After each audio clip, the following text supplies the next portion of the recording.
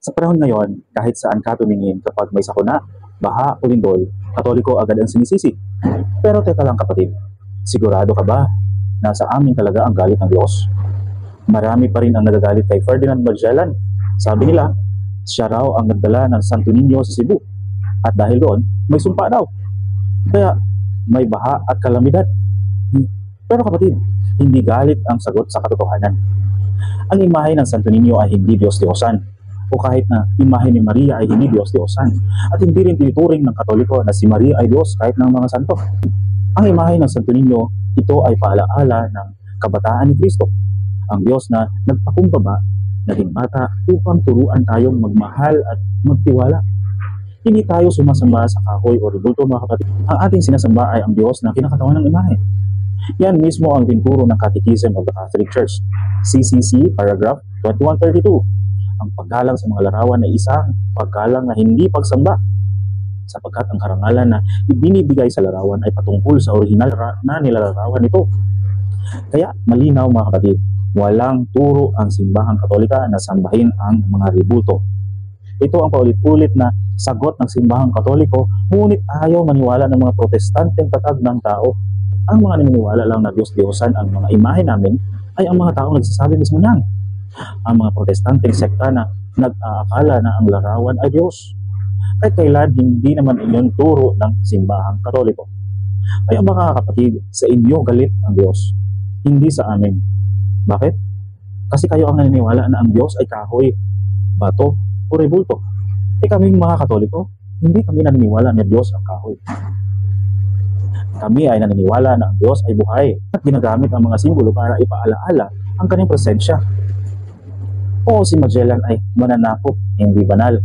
Pero ginamit siya ng Diyos gaya ni Cyrus sa lumang tipad, sa Isaiah chapter 45 verse 1, para may parating sa ating mga ninuno ang pananampalatayang nagligtas sa ating hanggang ngayon mga kapatid. Higit 4 na siglo na ang lumipas at buhay pa rin ang pananampalatayang Katoliko sa puso ng bawat Pilipino.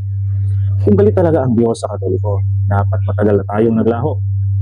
Pero bakit hanggang ngayon patuloy tayong pinoprotektahan niya? Baka hindi galit ang Diyos sa simbahang Katolika.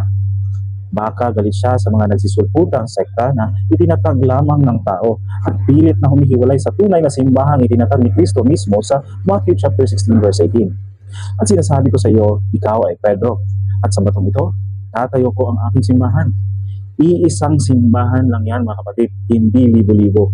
Ngayon, meron na tayong 44,000 Christian denomination na nagsasabing sila daw ay totoo. Kaya sa halip na sisihin natin ang Katoliko sa mga sakuna, bakit hindi natin tanungin ang ating mga sarili? Nananatili ba tayo sa simbahang tinayo ni Kristo o lumayo tayo rito? Dahil sa Romans chapter 12 verse 21, huwag kang padaig sa masama, kundi daigin mo ng mabuti ang masama.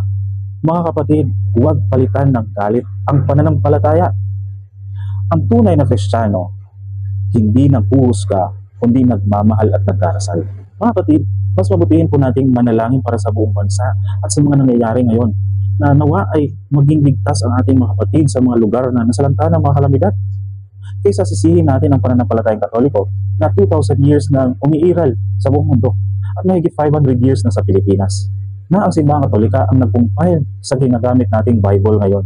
Compare sa mga sektang nagsimula lang noong Protestant Reformation na nagsilitawan lang ng dahil sa pagbabasa lang ng Biblia na galing rin sa Katoliko. Mga kapatid, pagnilayan po natin at pagdasalan ang ganitong mga akusasyon ng ating mga kapatid na protestante. Nawa ang video na to ay huwag kalimutan i-share para matundukan na ang paghuhusga ng ating mga kapatid na protestante sa Iglesia Katolika, para lang dumami ang kanilang miyembro, para lang maraming mga Katoliko na kulang pa sa kaalaman sa pananampalatayang Katoliko na umanib sa kanila. Yun lamang po at maraming salamat. Pro Deo et Ecclesia.